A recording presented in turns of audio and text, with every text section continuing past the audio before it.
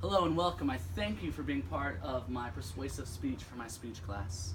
My name is Chris Alley. I work at Foothills Church and I love the Church of God. So today I want to talk about the persecuted church.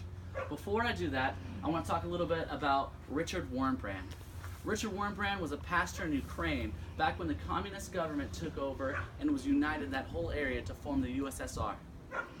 During that time, they told the church members, or the church pastors more so, that if they conformed to their beliefs, they taught what they were told to teach, and they did exactly what they were told, that they would be allowed to continue having churches, and that they would be funded by the government.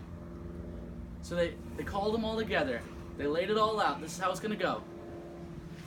And one by one, these pastors and influential men of God went up to the podium and they pledged their allegiance to the communist government.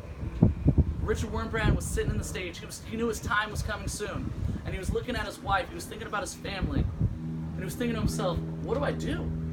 Do I stay true to the gospel? And sell out my family? Go to prison? Maybe be killed? Maybe my family be killed? Or do I protect my family? And do I pretend to pledge allegiance to the communist government and sell out the gospel? Knowing what he was thinking, his wife looked at him. She said, Richard, when you go up there, you stay true to the gospel. Because I would rather have a dead husband than a coward for a husband. And he did that. And because he did that, he was taken to prison and severely beaten over and over, day in and day out. For a total of 18 years, they would let him out, they'd bring him back in. And all that he had to do to be released was renounce his Christianity and pledge allegiance to the communist government. But he wouldn't do it. Eventually he was released from prison and brought over to America. He wrote a book called Torture for Christ. And in that book, he just talks about how much he loves God, more so than his own well-being. In that book, he also gives a warning. He said that, to quote it perfectly, he said, persecution is not, nor will it ever be, far from the church. And that's the truth. Right now, in this year, 2016, we have ISIS running through the Middle East and Al-Qaeda in the upper parts of Africa. And they're going around beheading Christians, killing whole civilizations that won't form to the Islamic way.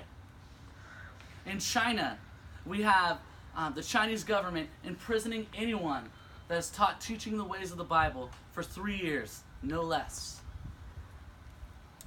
So this persecution is still going on in our day and age. And we as Americans, we seem to be obsessed with our phones, never really looking around at what's actually going on. We seem to be obsessed with our image. We seem to be obsessed with our social medias, our jobs, and our careers.